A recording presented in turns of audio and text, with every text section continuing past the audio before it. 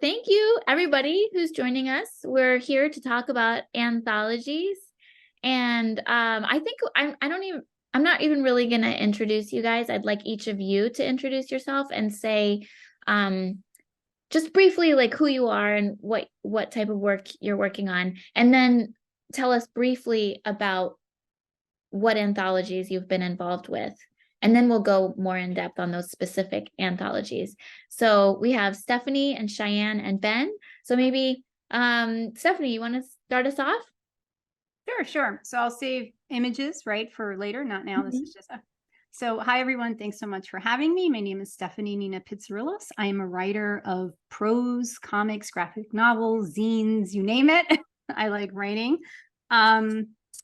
I've been in a bunch of anthologies, whether prose, comics, speculative fiction for dreamers.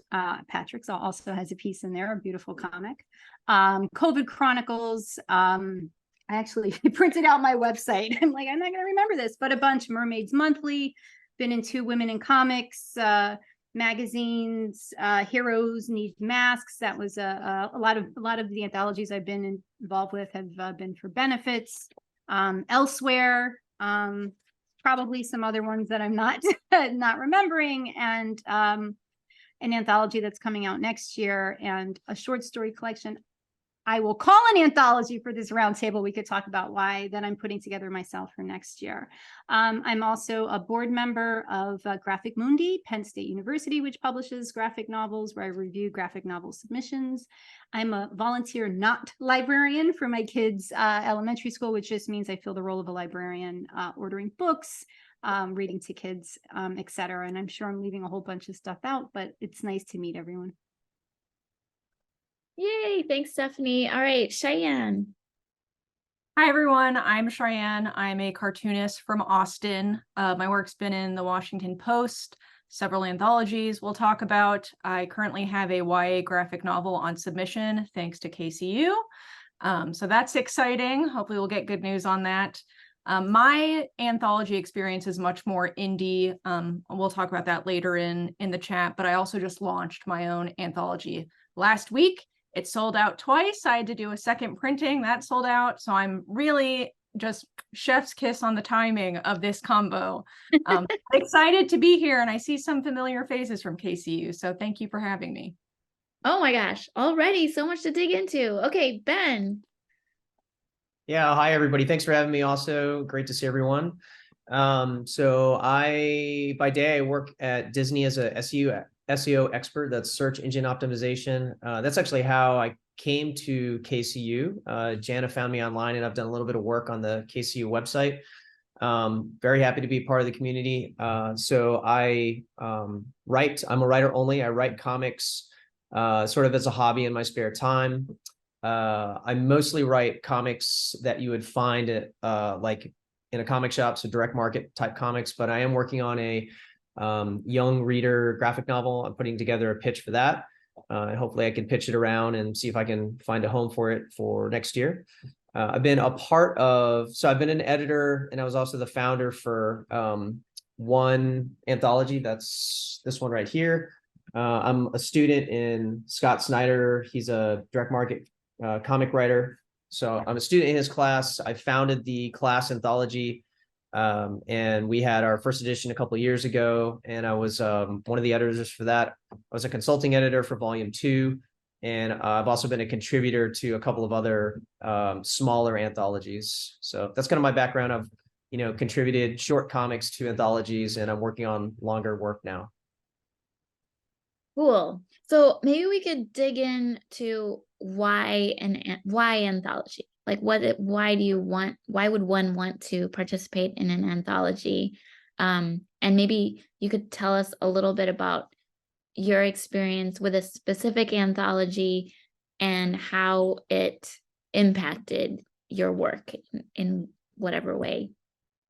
I guess we could go around the room again. So Stephanie.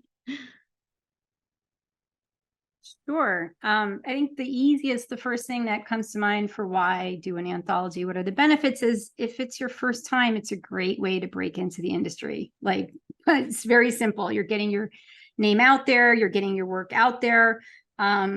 you are building credibility in your craft. You might be in a book with some bigger names, and that's kind of cool on a personal level, but also on a professional level. Meeting new writers, new editors, that might lead to other work. That certainly happened for me. It's a short-term commitment. It's it's usually a shorter story. You're not spending years working on a graphic novel. And yeah, you can also hop genres. Like, it doesn't just, you're not limited, you may have a name and you're known for writing, for example, horror, sometimes in traditional publishing, it's kind of harder to then move into other spheres, but like anthologies are a great way to test new waters, try new things, be someone different.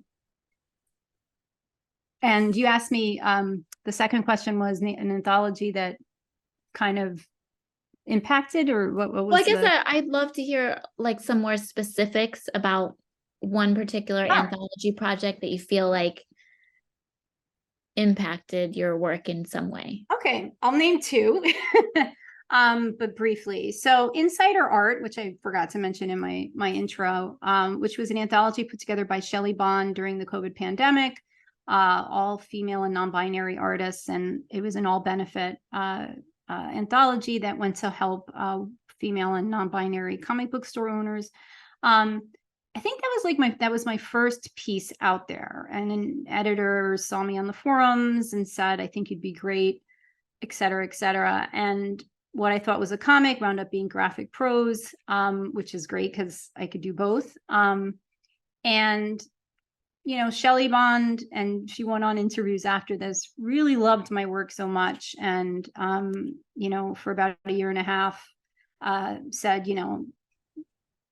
to develop a graphic novel proposal, I think you'd be great in this. And, just informally, friendship wise, provided me with a lot of her insight and all the years of working for DC, et cetera, et cetera. So that was a tremendous experience for me. That was just great. And then with COVID Chronicles, that my story, two comics in there with Seth Martell and Aaron Guzman, illustrators, came about because, again, Comics Forum met Seth Martell. Hey, you seem like a positive, nice person. I thought his art was very positive, how he drew women and women of color. It was a great match.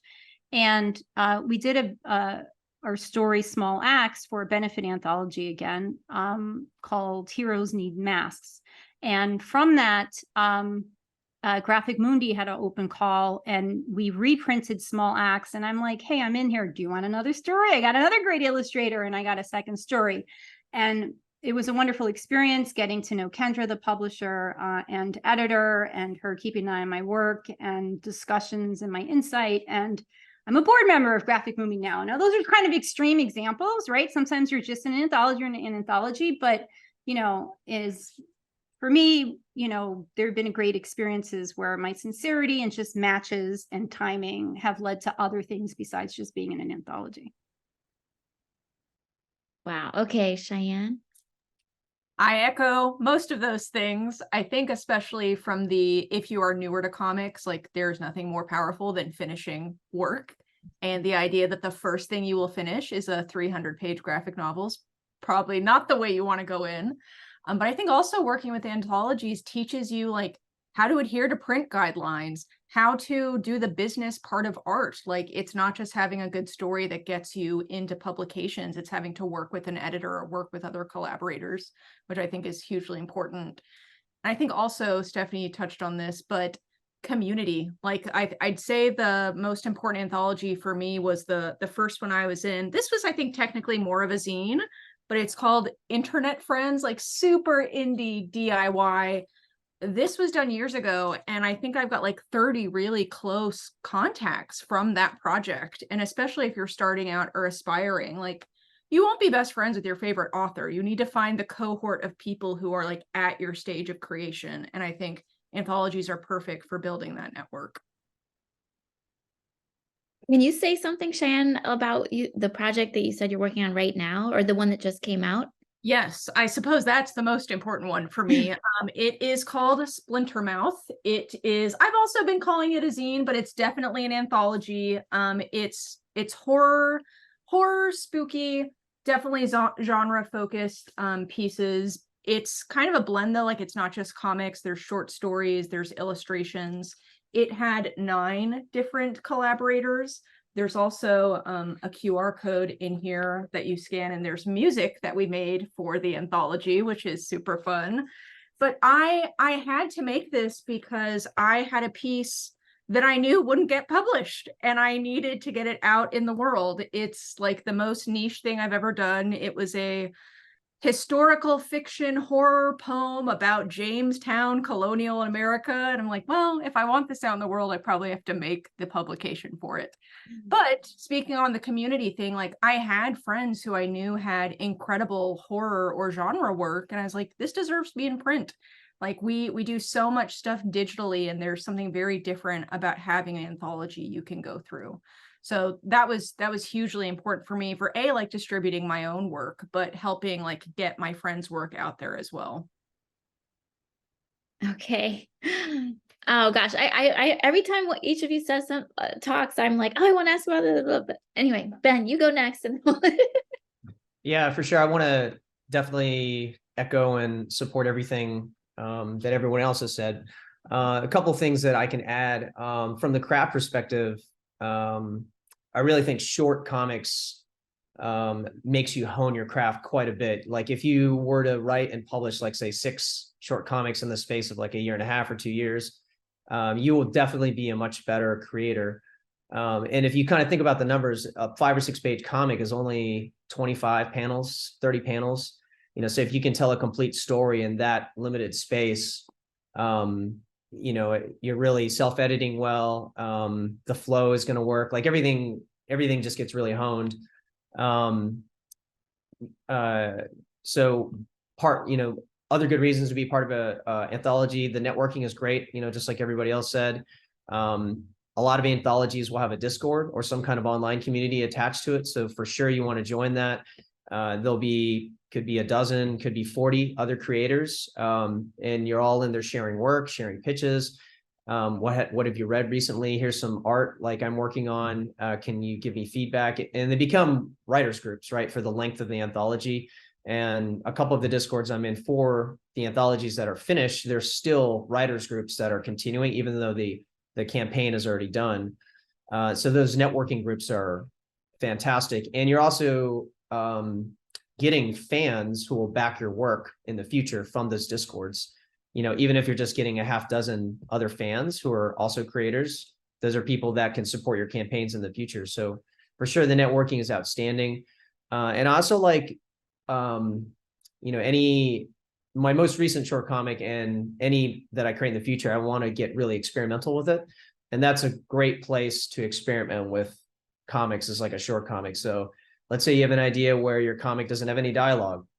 That's a good place to put it. Try to place it in some kind of like edgy anthology, or you want to experiment with color or dialogue or anything. So yeah, those are kind of like my 2 cents. That's my addition.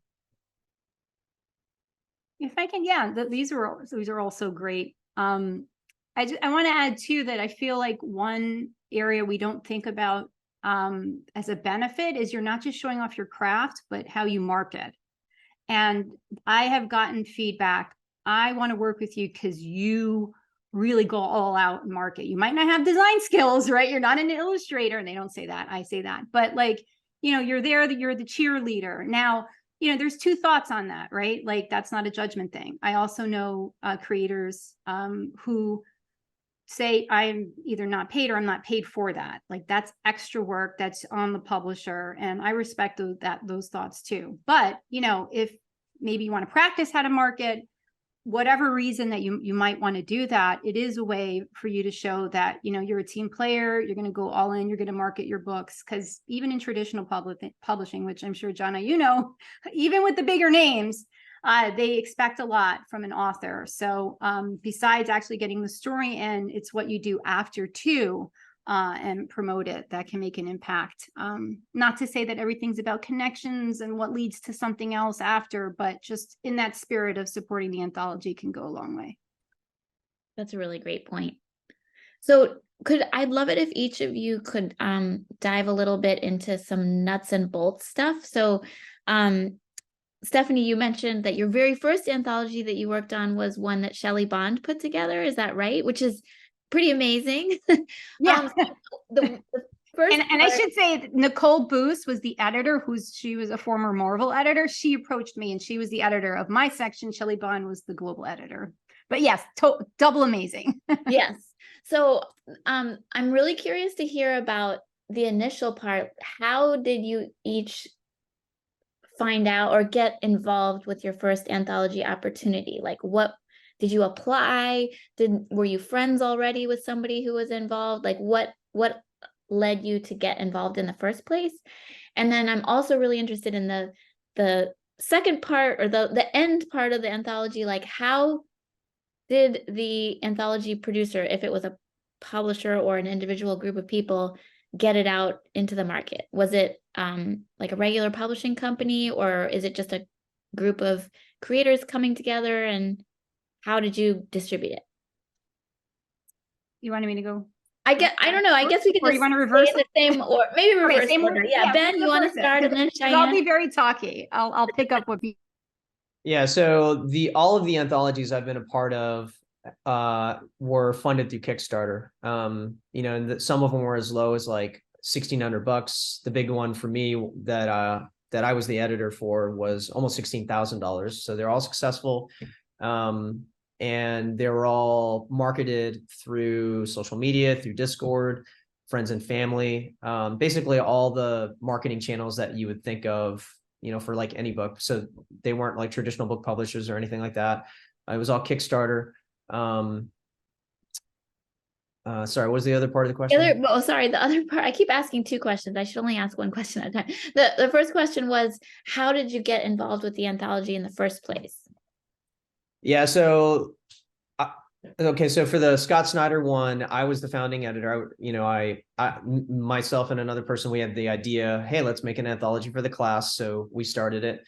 I've been a part of other anthologies where they're contests. So sometimes editors will put out a call for submissions. It's a contest and they have cuts based on your pitch or pitch package, which may include sample art. That's one way to do it. I've been a part of an anthology that was invite only, right? Where the organizer, the publisher said, I'm only going to ask a dozen people to submit and I'll take whatever I get from those dozens. So that's another way to do it. I really like the contests. I feel like it, you know, sets good deadlines and it sharpens my work, you know, and they often get many dozens, if not over 100 submissions. I've been a part of those. Which I didn't make the final cut, but I feel like I wrote something really good. I was like, wow, I'm going to compete against 100 other writers. So let's give it my best here. So there's a lot of different ways to do anthologies. Cheyenne? So from the contributor standpoint, the first one I was in was definitely, I saw a post on Instagram asking for submissions. That was the Internet Friend Anthology. I was accepted to that. Great community building thing. The next one was from the Sequential Artists Workshop, which I know you've done events with them before. They usually do anthologies for their classes, which I've been a part of, but they also just do like biannual anthologies. So they had a genre one for that I was a part of, so more horror work. But I think what Ben said that was interesting from the organizer perspective for my anthology that I released last week, I did select the contributors. There were people who I knew either had work I thought could fit the theme, or people who I knew were working on work that could fit the theme, and to give them a deadline. That was something that was really important to me, being my first time organizing something like this. I didn't want to make it more complicated than it needed to be, and choosing people where work was already done or I knew they would deliver was really important. I think it's part of that business part of anthologies. For the fundraising thing, though, I'm interested to hear the other answers on this. I self-funded the first run, which was fine. I'm going to make my money back, but it was important to me to have some sort of payment for the contributions. Like, it's so hard to just make art and ask your friends to give it to you for free if you're going to sell it. So I came up with a profit sharing model, which is once we earned out the initial 2 print runs, we would start selling digitally and everyone would get an equal cut based on how many submissions they did. So that was something for me that was really important. I don't know how much pay, if any, there are in anthologies, but definitely from the the indie side of things, it's either very low payment or no payment. You're like all comics, you're making them because you love them. I'm glad you started talking about money stuff, Cheyenne. There might be more questions about that. Okay, happy to answer. Stephanie.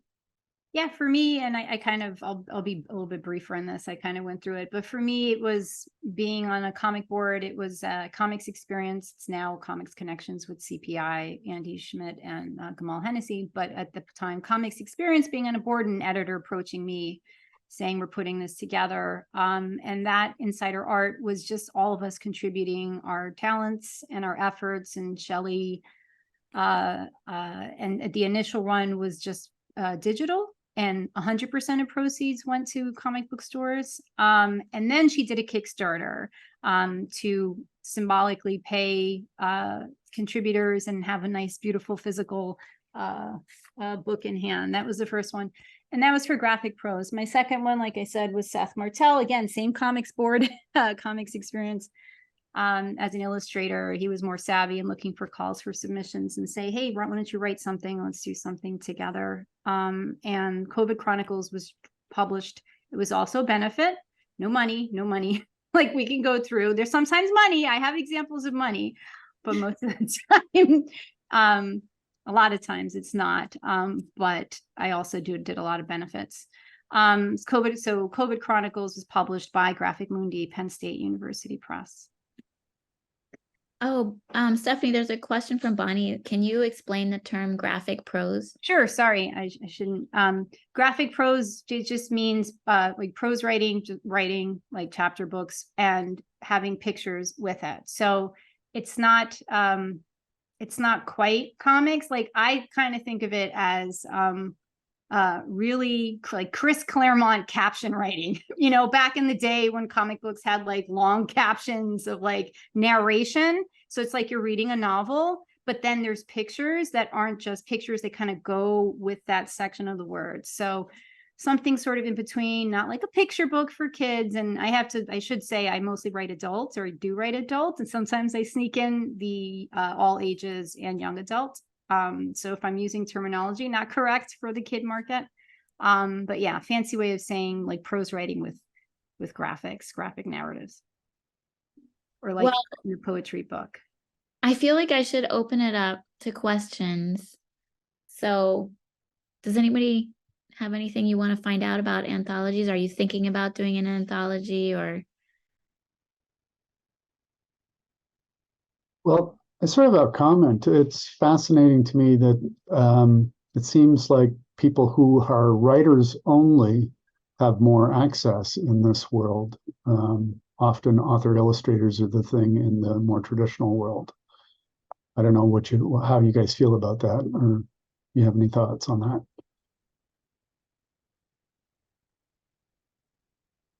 I can comment on ahead. that.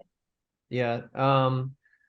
So it's been my experience that, yeah, usually writers are the ones who lead the charge on submitting comics and also organizing. Not always, but that's been my experience for the 4 I've been a part of. But one interesting thing I like about assembling a creative team, right, like an art team, is I can sometimes get an artist who's really good, who's a pro artist, who will commit to just making a 5 or 6 page comic. And that person I might not otherwise get, right? Like somebody who's been published by Dark Horse or Mad Cave or whatever, because they're like, sure, you know, it'll just take me a couple of weeks. I can do 6 pages. I got you. So I think that's a great way to sort of like collaborate up, if you will, with like other creators. And I did want to comment on the money aspect from earlier.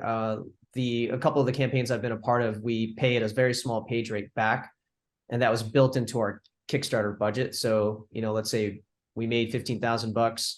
There's a couple thousand that was left over that we divvied up among us, all the creative teams. It doesn't cover the cost of the comics fully, not even close, but it's nice to get something back as a reward. And we built it in as part of our stretch goals. So you hit 3 stretch goals, each creator gets like an extra $50 per stretch goal, something like that.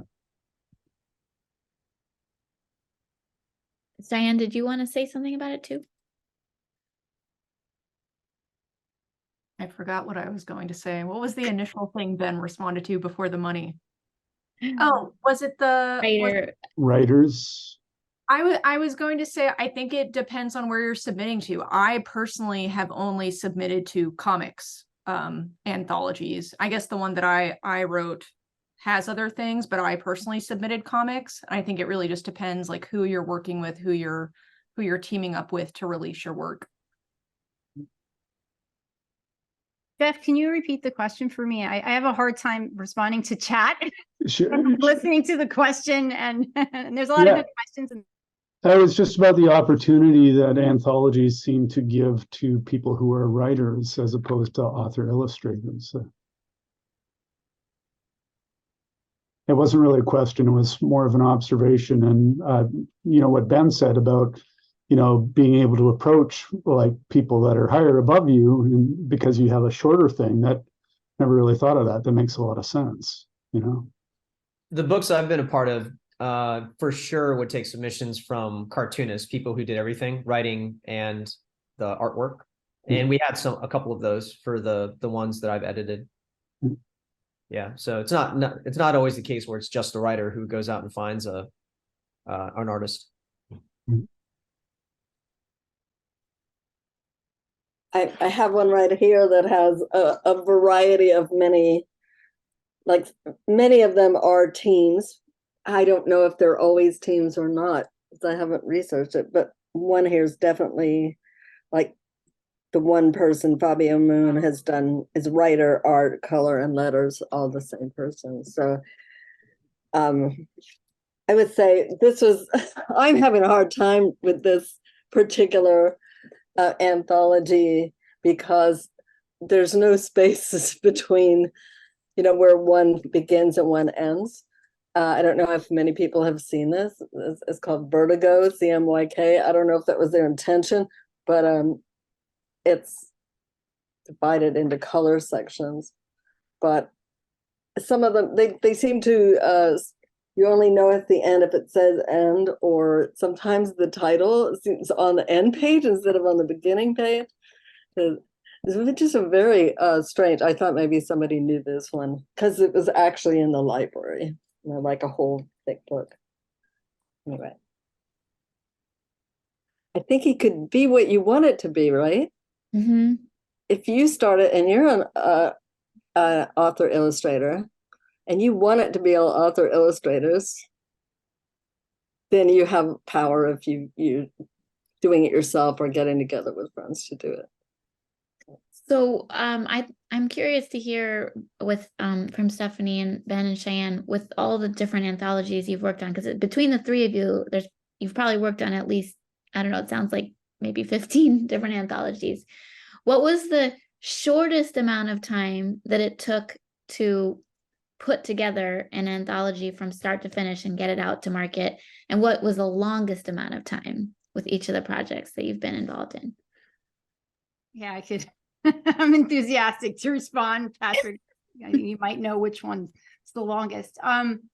So for shortest, and I really think, it's an underappreciated book.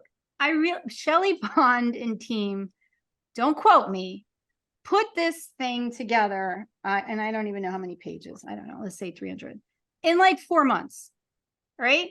Women, non-binary, we get the job done. We all get the job done, but I'm just going to point out that traditional publishing, it can be done, right? We don't need 3 years. It can be done.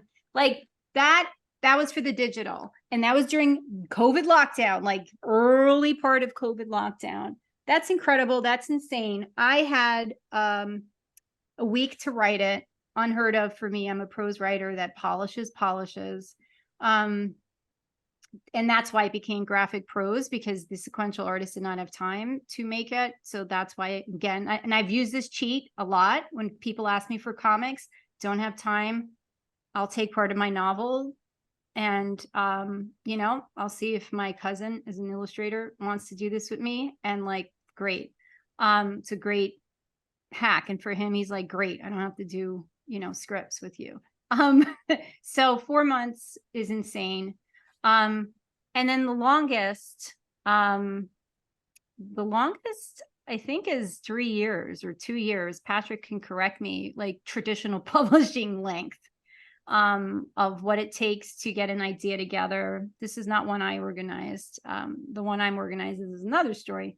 But getting an idea together, getting people on board, and then contracts, besides the content and the editing, contracts, particularly with university publishers that kind of have, for some reason, stranger or more strict contracts. Like if you change something, you miss this cycle of windowing that then I think for us, Patrick, we had to, well, first we lost the publisher. We lost our first publisher, and then they had to shop it again. You know, these are things that happen. But I think it was like 3 years from like you're in to seeing it, and changing just one line in the contract delayed it by like 6 months or something ridiculous like that. I think it might have been longer than 3 years. Right? Okay. See? Correctly, I did the comic art, I think around 2014, and the physical book didn't come out till 2021, right? So there was like a few lost months in there. Still, it was the anthology that could, because it opened a lot of doors for myself and for Stephanie and probably for some others. Yeah. And sometimes it's worth that wait, right? You know, and sometimes I've been in stuff where my stuff's been accepted and then they forget to tell me they're not going ahead with it. And, you know, I was polite and waited for the 6-month nudge, you know, all the little etiquette we have for agents and publishers.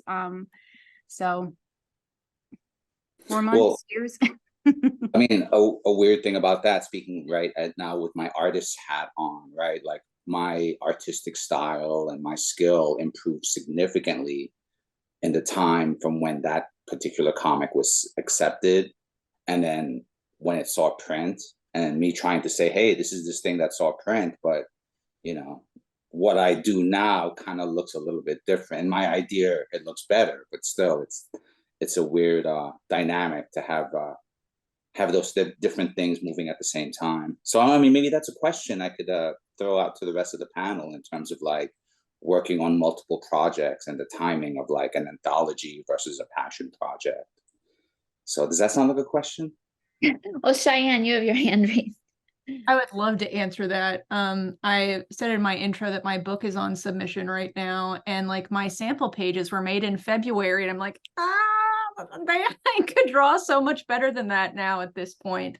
So hearing that you had a project published years after the work, I think that's like the price we pay for even putting our work out into the world, is that 6 months after it's done, we don't want to look at it because it brings us shame.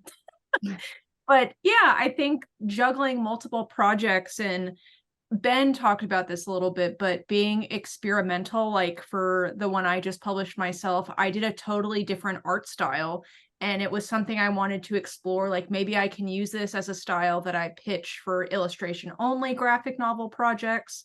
I don't think I would use it for my own author illustrator projects, but they're really good spaces to just kind of try something new and not feel like this will be the end all be all reflection of me and my work. If it's a tiny piece and something, I think people give you a little more grace for like, this is something they make, but maybe not what they're known for. Mm-hmm. Ben, did you want to chime in? Yeah, so the length from start to finish of an anthology, the ones I've worked on, the one that was longest took about 1.5 years. We were expecting 1 year, but there was a lot of crazy delays. Like there was a hurricane that wrecked our printer's warehouse. So there's crazy stuff that will happen, print shortages, paper shortages. And for this book, I just got this final reward tier that has this signature last week. This is almost 2 years later, and I'm driving in my hometown to drop these off this weekend. So 2 years to get the very, very final rewards on that Kickstarter. And, you know, we would have never expected that would have happened. But you got to plan, like, you got to think like this is a long-term commitment. You know, you're basically a startup publishing company when you create an anthology, and you're managing like could be 20, could be 40 creators and getting artwork from all over the place. You're creating a book, so you need graphics, you need a print solution, a fulfillment solution, you need a budget, you need money. You know, it's a lot of work. So yeah, I'd say at least 1 year. Wow. And I say, this is why I zine and chapbook. I kid you not. Like I get frustrated with the time either waiting for art from my wonderful illustrators. Meanwhile, it takes me a very long time to come up with an idea, but when I have the idea, I shoot it out. But this is how I channel my, like, who needs to wait for traditional publishing? I'm going to do my thing. I'm going to get this all out immediately as I wait for all the traditional stuff. I think that's really cool that you are just putting stuff out there while you wait for other things. I applaud you for that. Well, thank you. I think it gets out too, that part of you that just wants to have full control and doesn't want to hear from, I'm happy to hear from an editor, but just have that little space where, like, I'm just going to be rough, raw, not perfect, and you get that out there, right? And then you make room for the other projects, which should be more polished, should have more input, should have more collaboration. I think it's healthy. Nice balance. Yeah. Oh, go ahead, Ben. Can I make one more comment? So this is something to think about, but anthologies and short comics, they have their own award system. So like we had a comic in this get nominated for an Eisner, which is a great feather in everyone's cap, especially for that author. It's the first comic he ever made. So, consider, like, this is a great portfolio builder too. If you're in a great anthology, it could get nominated for an award. Make sure your editors are submitting to the Ringos and wherever else that have anthology categories and short comic categories. So it's more, it can be a lot more than just experimenting and putting another comic out there, which in itself is absolutely a great endeavor. I would love to get to Jeff, your question about indie anthologies for kids. You said getting them into the hands of parents with purse strings, social media and crowdfunding strategies. Or would you use the same social media and crowdfunding strategies as for adult anthologies? This is such an interesting question, and it's something I think about a lot. And also something I just want to throw out there is, like, the way that the Japanese manga industry grew as big as it did is basically on the back of what are essentially anthologies, because the manga magazines like Shonen Jump are anthologies of comics. And there's never been that same kind of system in the United States. Like, there's the direct market, which is its own system. But it's too bad, because it's putting together a full-length book is very expensive. And if there's ways for you to get stuff out into the market in a more experimental way, which I think is what you guys are doing on your own with your, groups of creators, makes so much sense. But publishers, like book publishers, do not behave that way. They don't do this kind of experimental, let's just throw things out there. So it feels to me like there's something kind of missing. There's a missing piece of the puzzle. I'm sort of rambling here, but I guess I'll just ask the panel here, what do you think about what Jeff said?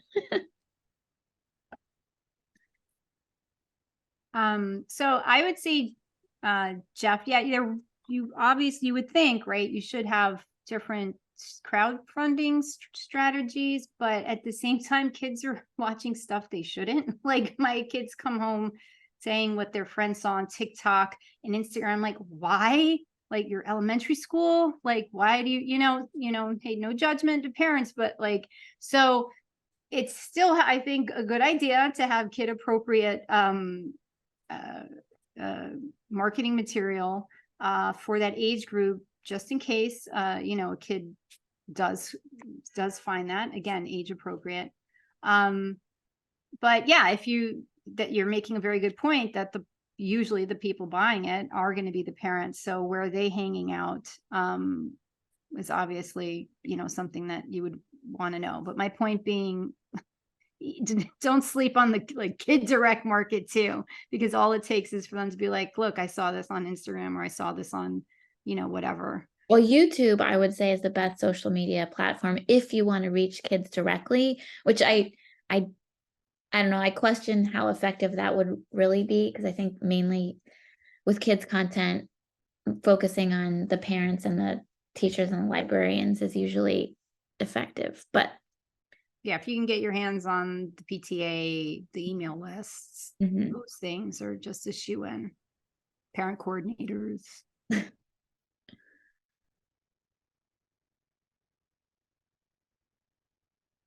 I've submitted to one kids comics anthology, didn't make the cut on that one, but they were successful over Kickstarter. So you can certainly do it. They're out there. And it was a contest. And there's, from the art that I saw, there's a lot of great comics in there. One cool thing about that is I met a lot, or I didn't meet, but I follow now a lot of those artists online, some amazing artists. So, you know, it's definitely out there. You can definitely find those on Kickstarter. Mhm. And then I'm going to drop the link to that Kickstarter in the chat. Oh, cool.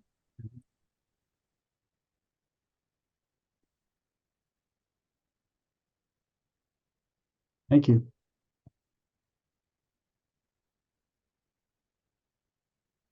Any other? Oh, Patrick. So I've been thinking about what you said, Ben, about like, you know, the connection to discords, right? And I'm just kind of like realizing how profound a difference like jumping on Discord made for like my art. And, you know, like there's almost like a before and there's an after, right? So I keep thinking of like those folks, unfortunately, those creators unfortunate enough to have yet to have discovered the right Discord, etc. And that is kind of marrying with what you just did in terms of dropping the Kickstarter link, in terms of like finding opportunities to market, especially when your name is not on the cover of a book or something, like, you know. So like maybe also, I know Stephanie and I have talked about it, but maybe some like marketing tips, the rules of thumb that might help, you know, folks who, you know, are developing their campaign, who might have a campaign, you know, in the very near future, you know, like some words of wisdom for those of us who still need it. Cheyenne. So I just went through this with mine, and my house is a graveyard of projects that I have not successfully sold.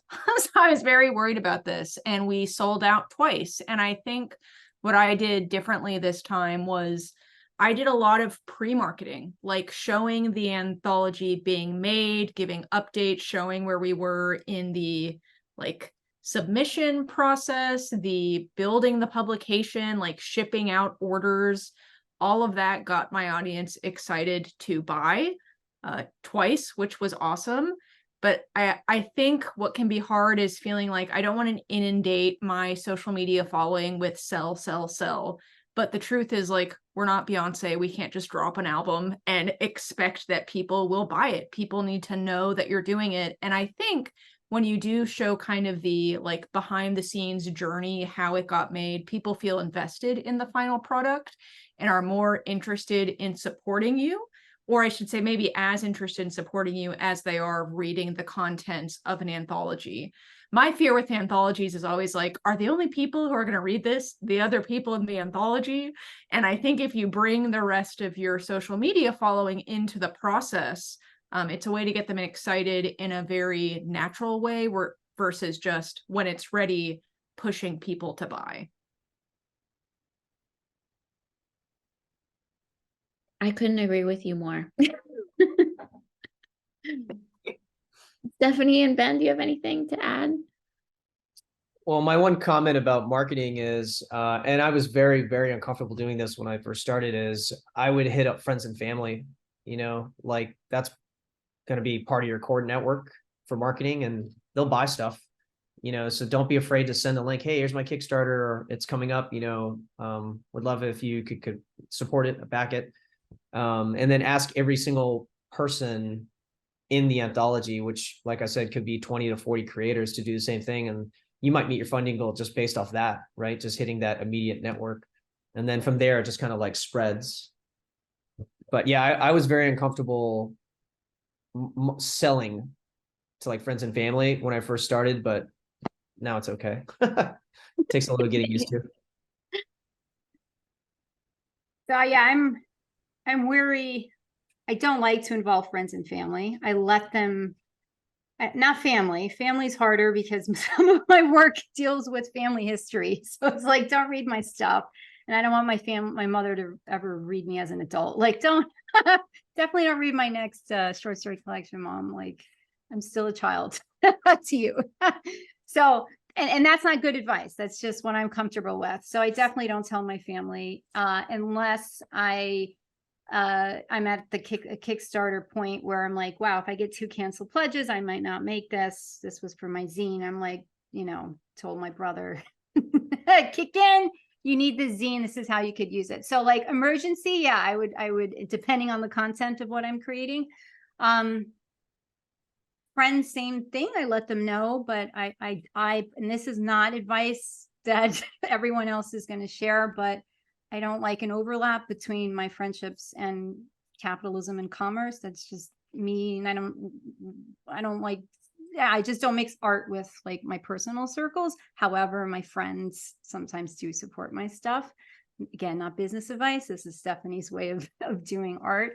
For me, I found the most benefit for marketing, and I have to say I'm nervous. I don't know how this is going to work now in the new age of non-Twitter, because I feel like a lot of marketing for me was done there, and that's certainly my biggest following, was get other people sharing my stuff and other big names sharing my work. And, if someone like Patrick has a Kickstarter going on at the same time, and cross-pollinating. So cross-pollinating has been a big deal for me. And sometimes even in person, like for when I Kickstarted, this is not an anthology, sorry, but I'll just use an example. Marketing's marketing. And it had to deal with public health and work in my profession of public health. I know some of the doctors I worked with aren't on Kickstarter. They're like, what the heck is that? So I would go up to them, yo, you're a doctor. You can fund this. This is why it's important. Like, I'll show you how to click, right? So like even that level, like you can, click on my $200 reward level, being very blunt about that. So some of that. I will give an example that is can impact if it plays out. I don't like talking about stuff before it happens, but still the fact that this offer came, a lot of my email lists, is my elderly neighbors from my old neighborhood, right? And they're the ones that organized my very first read, very first time, very supportive. I do not know why they like to hear a potty mouth preteen and sexualized content, hey, they like, or if it's supporting the creator and the craft. And, they're the ones that come to my door with, if I have a Kickstarter, they don't want to use it, they'll come with money. Anyway, like literally like envelopes when I was living there.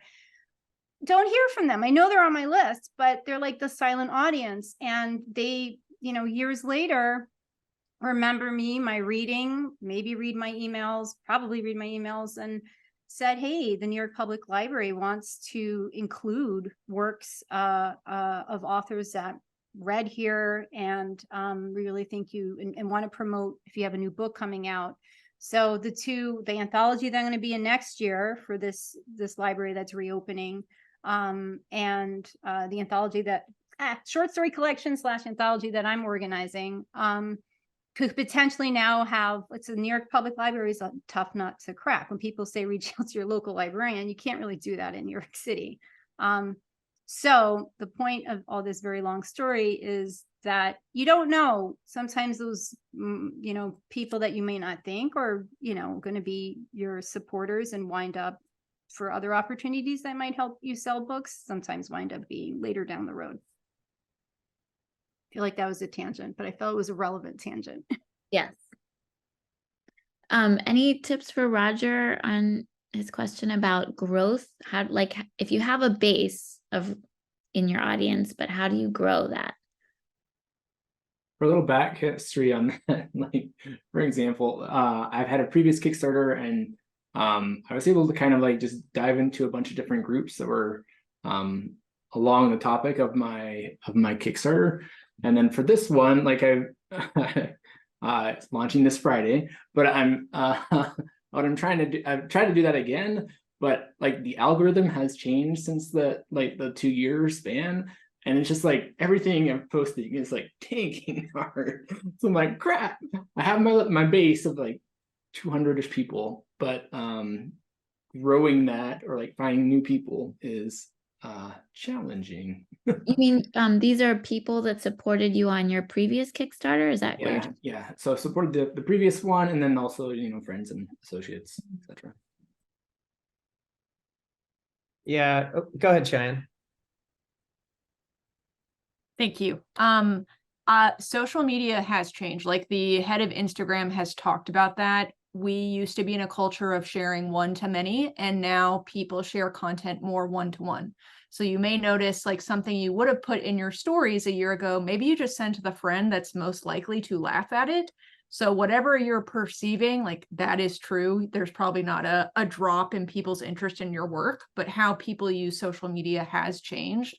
And I think with that, you have to become more shameless about, like Ben said, sending those individual emails or individual DMs to your friends and being like, hey, you've supported me in the past. Here's the link. If you're comfortable sharing it, that would mean a lot. If you can't directly support, it feels so weird. But I do think like what you're experiencing in social media is very real. It's hard to get things to the like viral sharing state, especially if it's not video. And I know video could be its own separate panel about how that plagues the cartoonist community or writer community.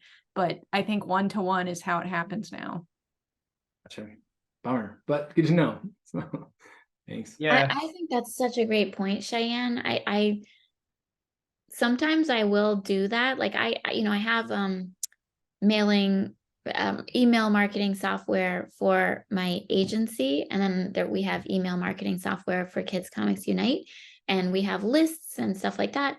But sometimes I will deliberately decide I'm not going to use the email marketing, and I'm going to literally send one-on-one emails, because I know it feels different to receive an email that's specifically to you. People can tell if it came, even if you format it to look like a regular email, they know when it came from email marketing software. So I totally support what you're saying. And I don't, like I said, I don't think you have to do it all the time like that, but I think sometimes it can be really. If you're trying to get someone to open their wallet, that is the time for a personal message. Yeah. Or do so. I mean, in my case, like for instance, asking people to be judges on the for Pitch Fest, I sent one-on-one emails. I was not going to send, a blanket email. And then I feel like another thing I wanted to mention is, just as an idea for you, Roger, what if you thought about some particular hook related to what you're doing, and then pitch yourself as a guest for like podcasts or blogs? Because I think especially if you kind of look for those not so huge podcasts, not the ones that are really already popular, but you can kind of start with ones that are maybe a little bit smaller and then slowly work your way up. Yeah, I've reached out to a couple of them. It's awkward because it's like, anyway, it can go offline. But yeah, basically Cicadas come out in May, and I'm launching the thing now. And so it's like, it's not really relevant until later. And so it's like, when do I do it, now or later? And now I'm already too late for the podcast I've been reaching out to. I'm like, crap, I should have done this sooner. But Timing is so hard. I've got a couple notes about the podcasting thing. That's actually, I'm glad you brought that up. But so we did a huge podcasting push for my Cloakroom Volume 1, and it was pretty successful. And I want to just show everybody this real quick. So this is the spreadsheet we put together of all the podcasts we were reaching out to. And the ones in yellow are ones we actually connected with and were able to guest on. There's a fair number of them, and it's super time intensive. My guess is we're only able to get 4 or 5 or half dozen backers from each podcast. And so, every community you reach into and that you're part of, you might only get a half dozen backers, right? New fans. And it's a grind, right? You're just trying to grind out those half dozen new fans, like every place you go. And that's kind of like how the landscape is these days. which is different from how it was, 5 years ago, for all the reasons that we've already mentioned, like Twitter's different. Yeah, so I wanted to mention that, like, the way I think about it is kind of like you're like a garage band or like a rock and roll band, and you play these little bars all over the place and just trying to get a couple fans at each gig. And you just got to keep touring. It's got to keep touring and trying to find like a couple fans, pockets of fans, like all over the place. And the other thing is, one of the Discords I'm in is with a bunch of veteran crowdfunders and super backers. One thing that they talk about quite a bit, I kind of like lurk and listen, but one thing they talk about quite a bit is there's a lot of fatigue for comics on Kickstarter now, because there's so many of them, and so many people spent money on comics the last couple of years, and they're slowing down. They're being more targeted with which ones they back nowadays. So kind of keep that in mind, that the market is shifting for crowdfunded indie comics. And, my best advice there, like Jana was saying, is have a hook, speak to a certain genre or subgenre, make sure you have killer art, a great marketing plan and package, and kind of like be very targeted about it. The other thing that I would say is that, so wait, Roger, are you kickstarting a comic? Like, what's the format of what it is that you're kickstarting? It's a graphic novel, and so yeah, with a couple of different reward tiers. But yeah, what's the page count? It's 90 pages, kids. Okay, 90 pages for kids. So what is after you do your Kickstarter campaign, what happens next for you and for this project? A little bit of finishing the book, and then it kind of it prints in January, and then there's also a subscription package that starts in December. So I do the subscription all the way through the countdown to the actual Cicada emergence in May, and then, which is why I'm launching it, partially why I'm launching it now, and also to have that buffer of funding for printing and all that fun stuff. Yeah, and then they'll basically, once I send it off to the printer, it'll just be like marketing until May is yeah. And then once you print it, you will send it to all of your backers. Right. Yeah. And then what else? There's a digital version, and then like I'll continue to market it, and then I'll have it on my own little storefront. Okay.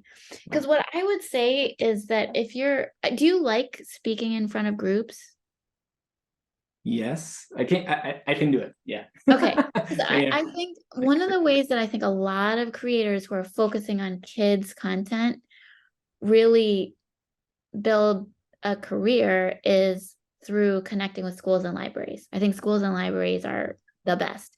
And to be honest, a lot of schools and libraries, and even maybe a little bit bookstores, they don't care if you're self-published. If you bring them a really nice book and you show it to them and say, I'm the author, I'm local, they're going to be thrilled. So like, I think, the funny thing is when you're an author or an author illustrator, a lot of times the people who do that, they make their real money from going in and doing workshops at schools and in libraries, not through the book sales. So it's almost like your book is like your ticket to that whole world, So I think it can open up a lot of doors for you if you're interested. Yeah, no, that's awesome. Stephanie, go for it. Yeah, no, I was going to echo that. My work in anthologies, I was invited to teach at Cornell in Iowa, and more opportunities from that. So like, I don't advertise it, but like I potentially, I do have it on my website as bring me in. I could talk about how to create wormholes in your work. That's the title, Watch Out for Wormholes. So that's definitely a good point. And I certainly made more money on that than anthology advances when they exist. So yeah, very good point. So were you invited for those then, Stephanie, or did you reach out to someone? Yeah, again, this is like chain of command, submitted to an anthology, didn't get in. The editors liked my writing though, and said, this just doesn't fit.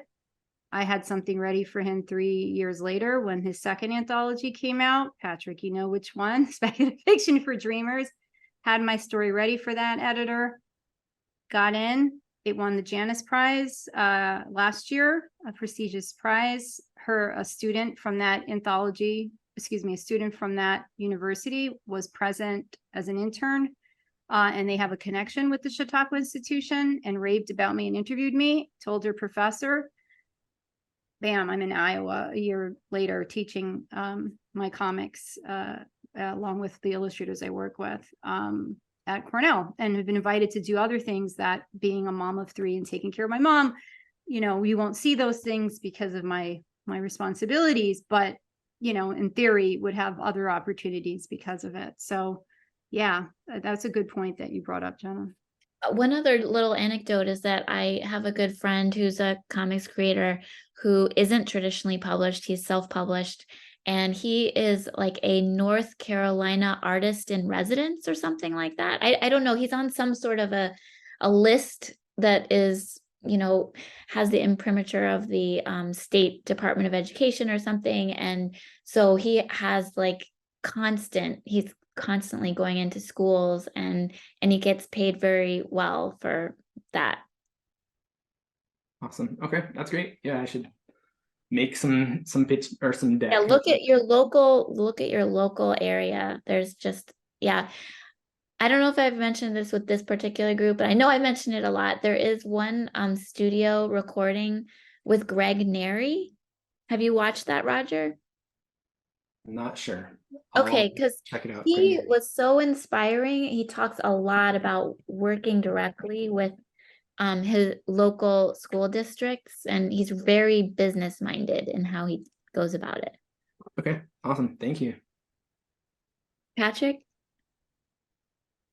Can I just pretend I'm on this panel to throw a tidbit of 2 cents to Roger, because it might not be enough time for you to really implement it for the 13th, but I'm a really huge fan of telling people to find proponents for their work, especially for crowdfunding, finding someone else who can be, you know, as excited about what you're doing for their own reasons, you know, not just because they're, you know, I mean, maybe because they're fans, but also because they're, you know, they're a lifelong fan of cicadas in your instance, or, you know, martial arts in my instance. Like finding someone else who could kind of be there along with you is just a huge like force multiplier.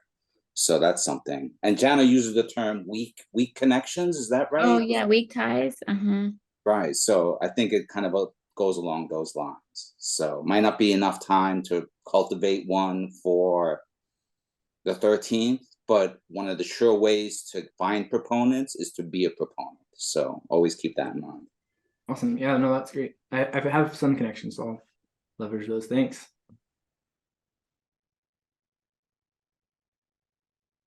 Well, it's 1:38. I should get going.